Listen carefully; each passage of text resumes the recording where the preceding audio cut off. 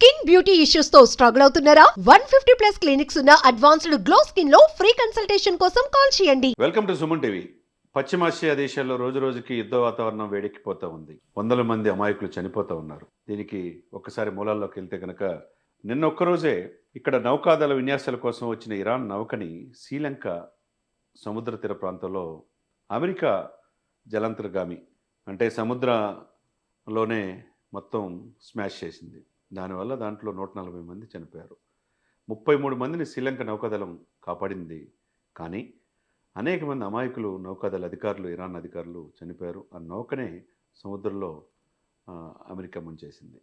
మరి దీని వెనక ఇప్పటి వరకు ఇరాన్ వచ్చిన సమాచారం ప్రకారం అక్కడ ఇజ్రాయెల్ అమెరికా దాడుల్లో ఇరాన్ పౌరులు దాదాపు 145 మంది చనిపోయారు. అదే సిచ్యువేషన్స్లో 600 మంది పైనే 650 మంది యుఎస్ సైనికులు చంపామని ఇరాన్ ప్రకటించింది.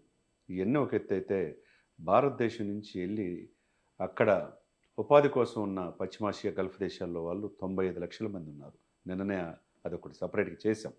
అదే సమయంలో వాళ్ళ కుటుంబాలు విదేశాంగ శాఖ రిక్వెస్ట్ చేయటం, ప్రధానమంత్రి గారికి ఉభయ తెలుగు రాష్ట్రాల ప్రజలు కూడా ఉన్నారు.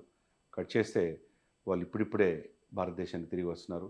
నేను ఒక్కరోజే 6 ప్రత్యేక విమానాల్లో శంషాబాద్ ఎయిర్పోర్ట్కి 650 మందిని తీసుకొచ్చారు. హ్యాట్సాప్ చెప్పాలి భారతదేశ విదేశాంగ శాఖకి. ఎందుకంటే గగనతలం విమానాలన్నీ రద్దు చేసిన ఈ సమయంలో భారతీయుల్ని సేఫ్గా తీసుకురావడం అంటే మామూలు విషయం కాదు.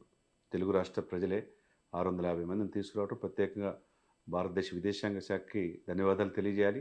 అదే సమయంలో సుమన్ టీవీలో కూడా ఒక ఫ్రీ టోల్ ఫ్రీ నెంబర్ పెట్టారు. అది ఉదయం నుంచి 9 కానీ సాయంత్రం 9 దాకా పనిచేస్తూ ఉంటుంది. ఆ టోల్ ఫ్రీ నెంబర్ కూడా సుమన్ టీవీలో తెలియజేస్తున్నాం. 1800-118-797. మరొకసారి చెప్తాం. ఎందుకంటే ప్రపంచవ్యాప్తంగా ఉన్న ముఖ్యంగా పశ్చిమాసియా దేశాలు, గల్ఫ్ దేశాలు ఉన్న తెలుగు వాళ్ళు ఈ నెంబర్ను ఉపయోగించుకోండి. విదేశాంగ శాఖ ఢిల్లీలో హెల్ప్ సెంటర్ పెట్టింది, టోల్ ఫ్రీ నెంబర్ పెట్టింది. 1800-118-797 ఈ నెంబర్కి ఇచ్చేస్తే భారతీయులు సురక్షితంగా తీసుకురావడానికి భారతదేశం ప్రయత్నాలు చేస్తుంది. సరే, ఇవన్నీ ఒక ఎత్తు అయితే ఇప్పుడున్న ఇదిలో ప్రపంచవ్యాప్తంగా యుద్ధాలు, దాని యొక్క ఖర్చు ఒక్కసారి చూసుకుంటే తడిచి మోపిడవుతుంది. ఫస్ట్ టైం గల్ఫ్ యుద్ధం మనకు తెలుసు. దానివల్ల ఎంత లాస్ అయింది ప్రపంచం, ఆర్థిక వ్యవస్థ ఎంత చిన్నాభిన్నమైంది, ముఖ్యంగా పశ్చిమాసియా దేశాలు ఎంత దెబ్బతిన్నాయో మనకు తెలుసు.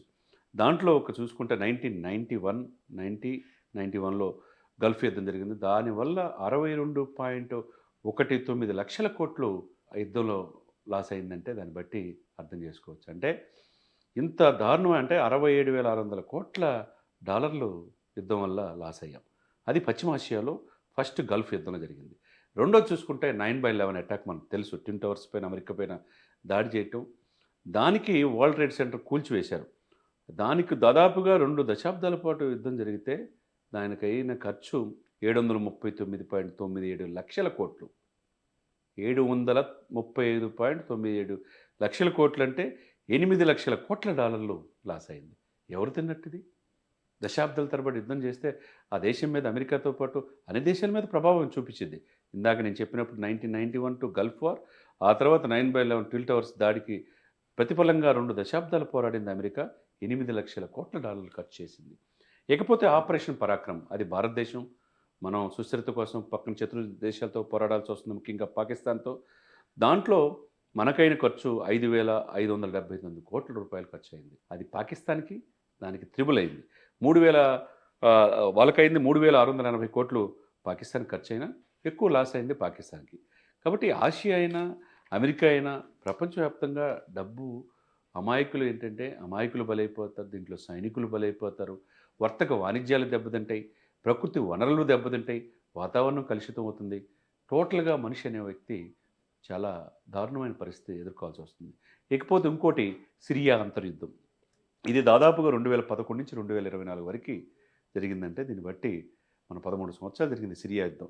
ఈ అంతర్యుద్ధంలో 13 సంవత్సరాలు జరిగితే 73.60 లక్షల కోట్లు లాస్ అయింది. 73.63 లక్షల కోట్లు అంటే దాన్ని బట్టి మనం అర్థం చేసుకోవచ్చు. అది అంతర్యుద్ధం. తర్వాత ఉక్రెయిన్పై రష్యా, ఇది దారుణం అండి. సుమన్ టీవీ వీక్షకులకు ప్రత్యేకంగా తెలియజేస్తున్నాం. 2022లో ప్రారంభమై స్టిల్ ఇప్పుడు కూడా 4 సంవత్సరాలైన కంటిన్యూగా వార్ జరుగుతూ ఉంది ఉక్రెయిన్ అండ్ రష్యా మధ్య. దీనికి రోజు ఎంత ఖర్చు అవుతుందో తెలుసా? రోజుకయ్యే ఖర్చు 1582 కోట్ల రూపాయలు ఖర్చు అవుతుంది. ఇప్పుడు వరకైనా ఈ 4 సంవత్సరాలు ఇప్పుడు ఎవరికీ ఐక్యరాజ్య సమితి కానీ, ఎటువంటి దేశం చెప్పిన వినే పరిస్థితిలో వాళ్ళు లేరు. ముఖ్యంగా కంటిన్యూగా 4 సంవత్సరాల నుంచి ఇప్పటికి కూడా యుద్ధం జరుగుతుందంటే ఎంతమంది అమాయకులు ప్రాణాలు కోల్పోతున్నారు. దానివల్ల ప్రపంచ ఆర్థిక వ్యవస్థ పైన ఎలాంటి ప్రభావం ఉంది. ఇప్పుడు వరకు అయ్యే ఖర్చు ఈ 4 సంవత్సరాల్లో 220.79 లక్షల కోట్ల రూపాయలు.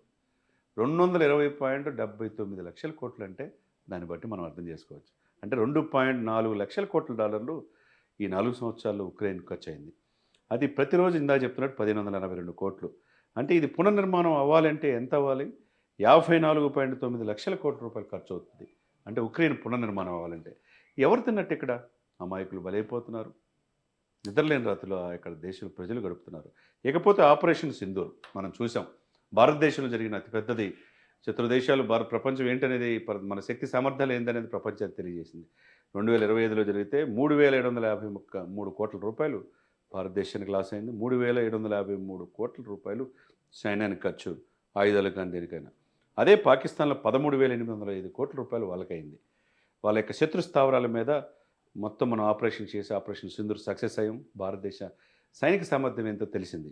అదే సమయంలో గాజాపై ఇజ్రాయెల్ దాడిలో 2023 జరిగితే హమాస్ ఉగ్రవాదుల వేరువేతలో 10.30 లక్షల కోట్ల డాలర్లు ఖర్చు అయింది. ఇది కూడా ఖర్చే కదా.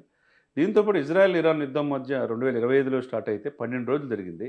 59,824 కోట్ల ఖర్చు అయింది. ఒక్క ఇజ్రాయెల్కి 12 రోజులకైన వ్యయం ఎంతంటే 59,824 కోట్లు అయితే ఇరాన్ ఖర్చు 3,22,132 కోట్లు ఖర్చు అయింది. అంటే చూడండి, దీన్ని బట్టి ఎవరు యుద్ధం వల్ల లాస్ అవుతున్నారు? నేను చెప్పిన 1991 నుంచి ఆ రోజు గల్ఫ్ వార్ కాడి నుంచి ట్విన్ టవర్స్ కావచ్చు, ఈ ఆపరేషన్ పరాక్రమ కావచ్చు, సిరియా వార్ కావచ్చు, ఉక్రెయిన్ వార్ స్టిల్ ఇప్పుడు 4 సంవత్సరాల నుంచి కంటిన్యూ అవుతుందంటే యునైటెడ్ నేషన్ ఆర్గనైజేషన్ ఏం చేస్తుంది? అగ్రదేశాలు ఏం చేస్తున్నాయి?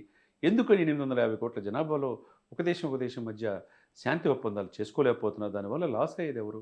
కాబట్టి ఈరోజు మళ్ళీ నేను ఇందాక చెప్పినట్టు 2025లో ఇజ్రాయెల్ ఇరాన్ మధ్య జరిగిన వారు 12 రోజులకే అంత ఖర్చు అయితే ఇప్పుడు మళ్ళీ స్టిల్ 6 రోజుల నుంచి ఈ వారు కంటిన్యూ అవుతూ ఉంది. ప్రపంచానికి ఎక్కువ చమురు, సహజ వనరులు, గ్యాస్ని నిక్షేపాలు అక్కడంతా ఇరాన్ పరిసర ప్రాంతాల్లో హార్మోజ్ జలసంధిలో ఉన్నాయి. ఆ జలసంధి కూడా క్లోజ్ చేశారు. మరి ఇక్కడ ఏమవుతుందో తెలియని ఇదిలో ఉన్నామంటే దాన్ని బట్టి దీన్ని ఎక్కడో చోట ఆపాలి. ఎవరో ఒకళ్ళు పెద్దన పాత్ర పోషించాలి. అభివృద్ధి చెందిన దేశాలు ఒకవైపు అమెరికా, జపాన్, చైనా, రష్యా, భారతదేశం, ఇలాంటి దేశాలు ఎన్నో దేశాలు ఉన్నాయి. కాబట్టి అమెరికా ఒకవైపు వెళ్ళిపోయి ఇంకోవైపు రష్యా, చైనా ఇంకోవైపు ఉండి భారతదేశం ఇరువురుకి సఖ్యతగా ఉంటా అన్న ఈ సందర్భంలో అభివృద్ధి చెందుతున్న ప్రత్యేక పరిస్థితులు, ముఖ్యంగా పశ్చిమ దేశాలు, ఆసియాలో యుద్ధాల వల్ల కోలుకోలేని దెబ్బ అనేది ఆయా దేశాలకి ఎవరు కూడా సుఖంగా ఉండరు. కాబట్టి యుద్ధ వాతావరణం మంచిది కాదు. స్నేహపూర్వకంగా సైనికులు వాళ్ళ ప్రాణాలు కోల్పోవాల్సి వస్తుంది. తర్వాత ఏ పాపం తెలియని ఉద్యోగాల కోసం వెళ్ళిన వాళ్ళు కావచ్చు. ఒక ఇరాన్ ప్రాంతంలోనే దాదాపు 12,000 మంది భారతీయులు మెడిసిన్ కావచ్చు, మిగతా వాళ్ళు చదువుకుంటూ ఉన్నారంటే ఇరాన్, ఇజ్రాయెల్ ప్రాంతంలో. మరి వాళ్ళేం పాపం చేసినట్టు? కాబట్టి ఏదైనా కానీ ఈ యుద్ధం అనేది ఎక్కడో చోట ఆగాలి. దానికి ఎవరొకరు పెద్ద పనులు చేసుకొని ఆ పెద్దన్న పాత్ర పోషించాలని సుమన్ టీవీ సాక్షిగా సవినీయంగా వేడుకుంటున్నాం.